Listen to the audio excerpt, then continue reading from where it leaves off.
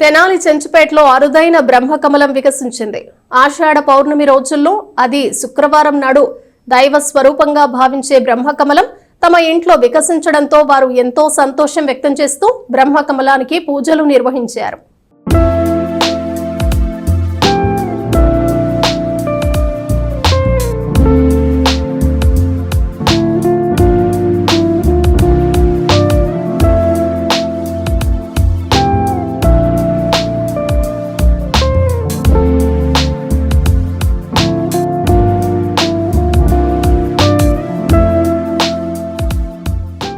తెనాలి పట్టణంలోని చెంచుపేటలో శుక్రవారం రాత్రి అరుదైన బ్రహ్మకమలం పుష్పం వికసించింది. ఇక్కడ కోగంటి శివయ్య హైస్కూల్ పక్క వీధిలో నివాసం ఉంటున్న రావి శ్రీనివాసరావు ఇంట్లో రాత్రి 9 గంటల సమయంలో బ్రహ్మకమలం పుష్పం వికసించింది. బ్రహ్మకమలం వికసించడంతో ఆ ప్రాంతమంతా సువాసన వెదజల్లింది. ఇదే ఇంట్లో నివాసం ఉంటున్న గోండ్ల మోహన్ రావు సుమారుగా 4 ఏళ్ల కిందట బద్రీనాథ్ నుండి బ్రహ్మకమలం మొక్కను తెప్పించి ఇంట్లోని కుండీలో మొక్కను నాటి అప్పటి నుండి సంరక్షిస్తున్నారు. మొక్కైతే నాటారు కానీ ఆ పువ్వు ఎప్పుడు వికసిస్తుందా అని ఎంతో కాలంగా వారు ఎదురు చూస్తూ ఉన్నారు. చివరకు ఆషాఢ మాసం పౌర్ణమి ముందు రోజున శుక్రవారం నాడు పవిత్రమైన బ్రహ్మకమలం వికసించడంతో వారు ఎంతో సంతోషం వ్యక్తం చేశారు.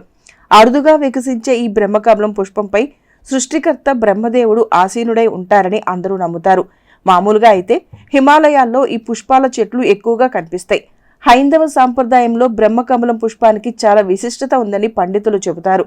బ్రహ్మ కూర్చునే పువ్వు అని దీనిని చెబుతూ ఉంటారు. సంవత్సరంలో ఒక్కసారి మాత్రమే పూసి కొన్ని గంటలు మాత్రమే పుష్పాలు వికసించి ఉంటాయి. వీరింట్లో రాత్రి 7 గంటల నుండి మొదలై 10 గంటల సమయానికి ఈ కమలం పూర్తిగా వికసించింది.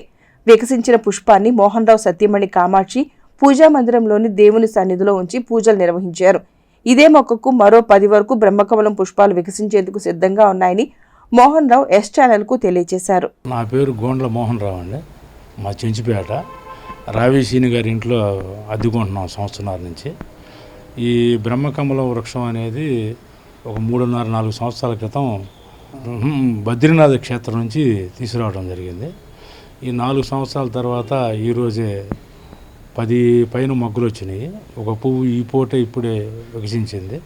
ఇది సంవత్సరానికి ఒకసారి జూలై ఆగస్టు మాసంలోనే ఈ పువ్వు వికసిస్తుంది.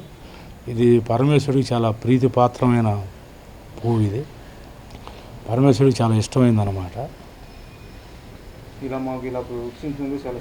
చాలా సంతోషంగా ఉంది, ఆనందంగా ఉంది. మాకు దేవుడు సమర్పిస్తామని చెప్పి అనుకున్నాం. భగవంతుడికి పరమేశ్వరుడికి సమర్పించాలని చెప్పాను.